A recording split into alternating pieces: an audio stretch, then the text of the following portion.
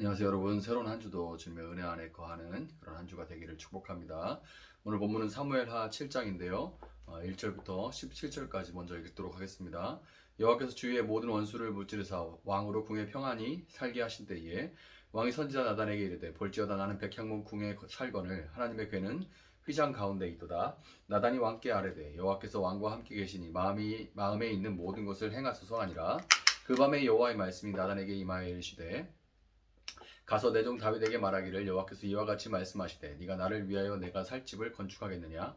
내가 이스라엘 자손을 애굽에서 인도하여 내던 날부터 오늘까지 집에 살지 아니하고 장막과 성막 안에서 다녔나니 이스라엘 자손과 더불어 다니는 모든 곳에서 내가 내 백성 이스라엘 먹이라고 명령한 이스라엘 어느 지파들 가운데 하나에게 내가 말하기를 너희가 어찌하여 나를 위하여 백향목 집을 건축하지 아니하였느냐고 말하였느냐. 그러므로 이제 내 종 다윗에게 이같이 말하라. 만군의 여호와께서 이와 같이 말씀하시기를 내가 너를 목장 곧 양을 따르는 데에서 데려다가 내 백성 이스라엘의 주권자로 삼고 네가 가는 모든 곳에서 내가 너와 함께 있어 네 모든 원수를 네 앞에서 멸하였은즉 땅에서 위대한 자들의 이름같이 내 이름을 위대하게 만들어 주리라. 내가 또 내 백성 이스라엘을 위하여 한 곳을 정하여 그를 심고 그를 거주하게 하고 다시 옮기지 못하게 하며 악한 종류로 전과 같이 그들을 해하지 못하게 하여 전에 내가 사사에게 명령하여 내 백성 이스라엘을 다스리던 때와 같이 아니하게 하고 너를 모든 원수에게서 벗어나 편히 쉬게 하리라. 여호와가 또 내게 이르노니 여호와가 너를 위하여 집을 짓고 네 수완이 차서 내 조상들과 함께 누울 때에 내가 네 몸에서 날 내 씨를 내 뒤에 세워 그의 나라를 견고하게 하리라. 그는 내 이름을 위하여 집을 건축할 것이요 나는 그의 나라 왕위를 영원히 견고하게 하리라. 나는 그에게 아버지가 되고 그는 내게 아들이 되리니 그가 만일 죄를 범하면 내가 그 사람의 매와 인생의 채찍으로 징계하리니와 내가 네 앞에서 물러나게 한 사울에게서 내 은총을 빼앗은 것처럼 그에게서 빼앗지는 아니하리라. 내 집과 내 나라가 내 앞에서 영원히 보존되고 내 왕위가 영원히 견고하리라 하셨다 하라. 나단이 이 모든 말씀들과 이 모든 계시대로 다윗에게 말하니라. 아멘. 자, 여호와의 언약궤가 예루살렘에서 시온성으로 돌아왔고 이제 이스라엘은 진정으로 보좌에 앉으신 하나님이 다윗을 통하여 다스리시는 그런 하나님의 나라가 되었습니다. 기쁨으로 가슴이 벅차오르는 다윗은 어느 날 자신의 성에 앉아 있다가 하나님을 위해서 기특한 생각 하나를 떠올리게 되는데요. 바로 하나님을 모시는 성전을 짓는 것이었습니다. 당시에 여호와 하나님의 언약궤는 시온산에 임시로 만든 커다란 텐트와 같은 장막에 거하고 있었는데요. 왕의 왕이신 하나님이 장막에 거하시는데 자신이 백향목으로 지은 궁에 거하고 있다는 것이 불편하고 죄송스러운 마음이 다윗에게 들었던 거예요. 그만큼 다윗이 하나님이 마치 정말 이렇게 사람이 살아있는 것 같이 그렇게 실제적으로 하나님을 임재를 인식하고 그렇게 살아갔다는 얘기죠. 자, 그러니까 대통령의 사저가 텐트 수준인데 총리 관저는 의리의리한 것 같은 그런 뭔가 불편함을 다윗이 느꼈던 거죠. 다윗은 성전 건축에 대한 하나님의 그 뜻을 구하기 위해서 선지자 나단을 찾아갑니다. 물론 다윗은 하나님의 뜻을 직접 여쭤보고 구할 수도 있었을 겁니다. 그렇지만 다윗은 인간이란 자신의 문제에 대해서는 과도한 의지나 욕심 또는 상처로 인해서 하나님의 뜻을 왜곡하게 되는 경우가 많다는 것을 알고 있었기 때문에 선지자 나단을 통해서 하나님의 뜻을 구했던 것이고요. 무엇보다 다윗이 또 알고 있었던 것이 뭐냐면 하나님은 모든 것을 한 사람에게 다 몰아주기보다 함께 마음을 합하여 은사를 다양하게 하셔서 마음을 합하여 하나님의 뜻을 구하며 함께 나아가는 것을 기뻐하신다는 것을 알고 있었기 때문에 하나님의 말씀을 맡은 선지자에게 나아가 하나님의 뜻을 구했던 겁니다. 성전 건축에 대한 다윗의 말을 들은 나단은 본문 3절에서 볼 수 있듯이 여호와께서 왕과 함께 계시니 마음에 있는 모든 것을 행하소서라고 이제 처음에 다윗의 계획에 동의하고 그를 축복합니다. 나단은 선지자였고 하나님의 사람이었지만 그 역시 다윗의 계획을 들을 때 그 자체가 윤리적으로 하자가 있는 게 전혀 없죠. 더 나아가 이제 성전을 그 기쁨으로 다윗이 자원해서 그렇게 짓는 건축을 하는 그 모습이 하나님을 향한 백성들의 본이 될 수 있을 만큼 워낙 듣기에 그럴듯했기 때문에 하나님의 진정한 뜻보다는 듣기에 너무 좋으니까 자기 마음이 그쪽으로 다윗의 말에 확 기울게 돼서 당신의 마음에 있는 대로 왕의 마음에 있는 대로 행하소서라고 그렇게 대답을 하고 축복을 했던 겁니다. 그런데 그날 밤에 하나님은 나단을 찾아오셔서 그로 하여금 다윗에게 전할 하나님의 뜻을 나단에게 말씀을 하십니다. 그런데 그 말씀은 다윗과 나단의 생각과는 전혀 다른 것이었어요. 하나님의 뜻은 사람의 뜻과 다를 수가 있습니다. 다를 수가 있는 것이 아니라 많이 달라요. 종종 다릅니다. 하나님은 네가 나를 위해 내가 살 집을 짓겠다고, 내가 언제 광야에서 이스라엘 온 지파들에게 성막은 너무 누추하니까 백향목 집을 좀 지어달라고 얘기한 적이 단 한 번이라도 있냐? 그런데 왜 뜬금없이 그런 뭐 건축을 한다 하는 그런 소리를 하냐?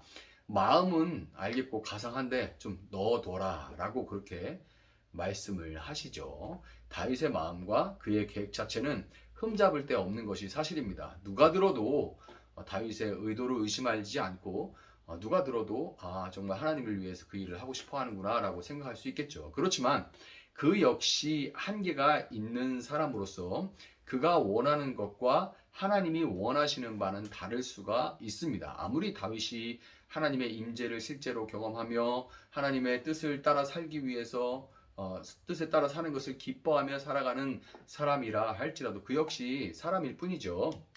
그래서 하나님과 다르게 한결같을 수 없는 인간은 처음에 좋은 마음일 때야 오직 하나님께 감사하는 마음과 기쁨으로 건물을 짓겠지만 시간이 지나면서 그 건물은 하나님이 아닌 그 건물을 지은 사람의 영광만을 드러내기 마련입니다. 처음부터 사람의 의의를 드러내고자 하는 사람은 하나도 없어요. 특별히 은혜 받았을 때 좋은 마음으로 뭘 할 때는 정말 좋은 마음입니다. 그러나 하나님은 처음과 나중을 다 알고 계신 분이시고 그리고 더 크게 보시는 분이죠. 우리가 볼 때 어떤 사람이 저렇게 지금 추하고 타락한 모습을 보인다고 할 때 그 사람이 처음부터 그랬던 것은 아닙니다. 어쩌면 처음에는 법 없이도 살 사람이란 얘기를 들었을 사람일 수도 있어요. 그렇지만 사람이 좋을 때는 법 없이 살 수 있지만 사람이 좋지 않을 때 얼마나 연약한지를 그 사람은 아직 모르는 겁니다. 그런 일들이 있을 때 법 없이 살 수 있는 사람은 없어요. 그렇기 때문에 법이 필요한 것과 마찬가지입니다. 은혜가 있을 때 그 건축을 하는 모든 것들은 다 하나님만을 위해서 하는 거라고 하지만 그러나 그게 언제까지나 이어진다는 보장은 없는 겁니다. 제가 목사로서 숱한 헌당식에 참여를 하게 됐어요. 헌당식 이제 예배당 건물을 지어서 하나님께 드린다 하는 그런 의미로 헌당, 집을 헌당, 드린다 이런 뜻이죠. 헌신한다 이런 뜻인데 그 헌당식들의 이제 축사를 듣게 되면 열의 아홉은 하나님보다 뭐 말은 하죠. 언급은 하나님 하는데 하나님보다는 그 건축이라는 큰 결정을 내린 목사와 그의 노고를 치하합니다. 이렇게 큰 집을 이제 지었으니까 정말 노고가 많았고 이렇게 어려울 때에 이런 결정을 내린 목사님 대단하고 뭐 이런 얘기 앞으로 잘 될 거라 믿는다 뭐 이런 얘기들 제가 이렇게 기쁜데 하나님이 얼마나 기쁘시겠느냐 뭐 이런 얘기들 지금 무슨 생각으로 그렇게 얘기하는지 잘 모르겠어요. 자 여러분 그리고 어느 목사라고 하나님이 정말 건물 안에 거하신다고 처음부터 생각하겠습니까? 어느 목사가 하나님이 건물 안에 계시다 이렇게 생각을 하겠어요? 안 하겠죠. 그런데 인간의 이 연약함과 한계는 건물을 짓고 나면 우주보다 크신 하나님이 그 건물 안에만 거하신다고 생각하고 그 건물과 공간 자체를 신성화하기 시작합니다. 그 건물과 공간 자체를 신성화하기 시작해요. 지금은 좀 많이 덜해졌지만 그러나 이게 사람의 특성입니다. 이렇게 되면 건물 안과 건물 밖에서의 삶에 점차 균열과 괴리가 발생하기 시작되게 되는 거죠. 건물이라는 것이 할 수만 있다면 크고 화려하게 짓고 싶은 것이 인지상정입니다. 저도 이제 선교사 출신으로서 예배당만 8개를 지었어요. 예배당만 8개를 이제 짓게 됐는데 직접 막 벽돌해서 올리고 뭐 한국처럼 이렇게 전문적으로 건축사가 맡아서 하고 그런 건 아니지만 어쨌든 이제 8개 건물들을 이렇게 짓고 올리게 됐는데 이게 참 욕심이 계속 이렇게 하면 좀 더 이쁘겠고 이렇게 하면 좀 더 보기 좋겠고 뭐 이런 욕심들이 들어가게 돼요. 계속해서 처음보다 두 번째, 두 번째보다 세 번째 점점 더 크고 화려하게 짓고자 하는 그 마음이 막 올라오는 것을 참 많이 경험을 했습니다. 그리고 이제 실제로 한국 땅에 와서 개척을 또 해보니까 이 예배 공간이 성장을 위해서 교회의 성장을 위해서 얼마나 중요한지 실감을 하게 돼요. 그럼에도 불구하고 잊지 말아야 될 것이 뭐냐면요. 광야에서 하나님은 가로 25m, 세로 50m의 성막터 안에서 가로 6m, 세로 15m, 제가 따져보니까 대략 27평, 30평이 채 될까 말까 해요. 이 성막, 30평도 안 되는 성막, 이 회막 안에, 성막터 안에서 성막 또는 회막 안에 거하시며 이스라엘과 함께 하셨습니다. 당시 신의 힘은 그 신의 성전 크기, 그 신을 모시는 성전의 크기에 비례한다고 여겼던 바벨론의 마르둑 신 같은 경우에는 정말 고대 불가사의 중에 하나일 정도로 그 신전이 어마어마합니다. 뭐 그리스 로마 신들도 말할 것도 없죠. 그 아테네나 뭐 이런 제우스 같은 아주 힘 있는 신들의 신전은 크고 웅장하죠. 그런 세계관 속에서 이 하나님이 택하신 것은 얼마나 파격적인 행보인지 몰라요. 겨우 온 우주의 왕이신 하나님이 겨우 30평도 될까 말까 한 그 공간에 머물겠다. 내가 이 공간에서 너희와 함께 있겠다. 라고 하신 것이 얼마나 큰 놀라운 행보인지 모릅니다. 여러분, 지구라는, 왜 하나님 이렇게 하셨을까? 여러 가지 생각을 할 수가 있죠. 지구라는 땅덩어리 위에 건물을 짓는 한 아무리 큰 건물을 짓는다고 해도 그것보다 더 크고 화려한 건물이 있게 마련이고요. 결국 같은 하나님을 믿는다고 하면서도 조금이라도 더 큰 건물을 지은 쪽이 더 능력 있고 용한 하나님을 모실 수 있게 되는 거죠. 건축이, 그 건물이 곧 하나님이 임재하시는 곳이라고 거기다 의미를 그렇게 부여하게 되면 더 크고 화려하게, 그래서 더 큰 하나님이 이곳에 임한다고 그렇게 믿게 되는 길을 열어주게 되는 겁니다. 전형적인 힘의 논리. 더 힘이 있으면 더 큰 건물을 짓고 더 큰 하나님, 더 큰 임재를 경험할 수 있고 그 교회 목사는 더 신령하고 더 능력 있고 이렇게 되는 거예요. 이 전형적인 힘의 논리고 세상의 논리가 아닐 수가 없죠. 이 큰 게 짓는다는 것 자체가 문제라는 게 아니라요. 처음에 좋은 마음으로 짓는 거죠. 저도 선교지에서 그랬다니까요. 그랬어요. 처음에 좋은 건물 짓고 싶은 인지상정입니다. 그러나 나중에 그것이 어떻게 쓰일지, 어떻게 사람의 생각을 왜곡시키게 될지는 하나님은 알고 계십니다. 하나님은 알고 계시는, 사람은 그냥 지금 내가 좋으니까 좋은 것을 하고 싶다라는 말이지만 좋은 게 좋은 것은 아니에요. 옳은 게 좋은 거죠. 하나님은 옳은 거를 알고 계신 분인 거예요. 공간의 제약을 받는 인간에게 건물은 꼭 필요한 것이 사실이고요. 좋은 마음이든 공명심이든 다윗과 나단처럼 사람들은 자신의 마음을 앞세우면서도 그것을 하나님을 위한 것으로 여기기를 원하기 때문에 이런 글들이, 이런 일들이 왜 성경에 담겨 있겠어요? 기준이 언제나 성경이 돼야 합니다. 그때의 상황, 그때의 감정, 그때의 정황, 이런 게 아니에요. 그때의 필요, 뭐 이런 게 아닙니다. 중요한 것은 성경의 말씀이 기준이라는 거예요. 오늘 본문에서 하나님은 분명하게 말씀하십니다. 어떤 미사 여구와 생산성, 효율성, 교회 급성장 등등 좋은 명분을 갖다 붙여도 그건 네 생각이고, 아주 유행하는 노래죠. 그건 네 생각이고 나는 크고 화려한 건물을 원하지 않는다. 분명합니다. 나는 크고 화려한 건물을 원하지 않는다. 너희 생각으로 지어진 건물로 인해 수많은 부작용이 발생하고야 말 것이다 라고 하나님은 분명하게 성경에 기록을 하셨습니다. 그렇다면 하나님이 진정으로 원하시는 것은 무엇일까요? 아모스 9장 11절에 그 답이 있습니다. 아모스 9장 11절.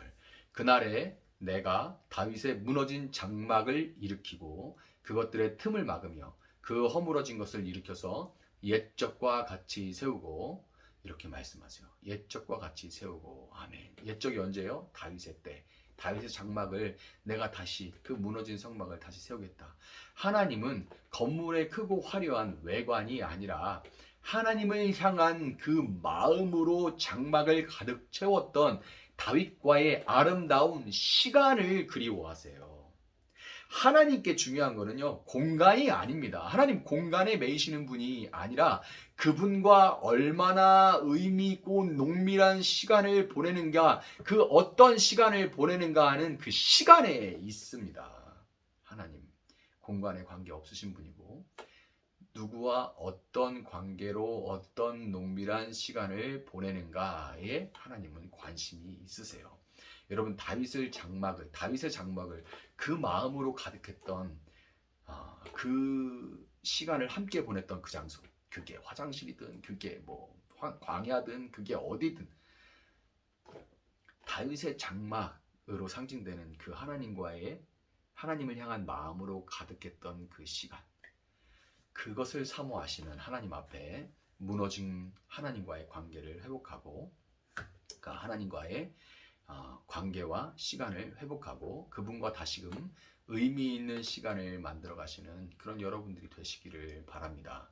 초막이나 궁궐이나 내 주 예수를 모신 곳이 그 어디나 하늘나라라고 고백했던 우리 믿음의 선배님들처럼 하나님과의 친밀함으로 채워가는 시간들을 통해 여러분들이 거하는 공간들이 다윗의 장막으로 변해가는 그런 새로운 한 주가 될 수 있기를 예수님의 이름으로 축복합니다. 잠시 기도하겠습니다. 사랑하신 하나님, 감사합니다. 하나님, 우리는 세상의 생산성과 효율성, 이 피라미드의 구조 안에 살아가고 있는 어찌할 수 없는 한계를 가진 인간들입니다. 이 세계관과 이 상황 속에서 우리가 추구하는 것, 우리가 좋은 것, 우리가 지금 원하는 것들은 하나님의 뜻에 맞지 않을 때가 참 많습니다. 나는 좋은 의도로 지금 하지만, 그러나 그것이 1년 후에, 2년 후에, 10년 후에 어떤 영향을 끼칠지는 아무도 모르지만 하나님은 알고 계시기에 우리가 생각하는 것들을 막을 때가 참 많습니다.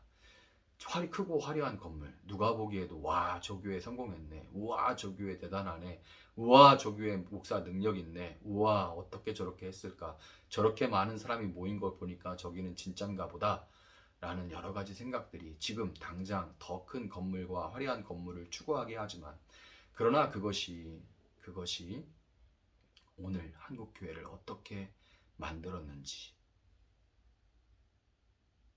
하나님은 이미 알고 계셨다는 것을 고백할 수밖에 없습니다.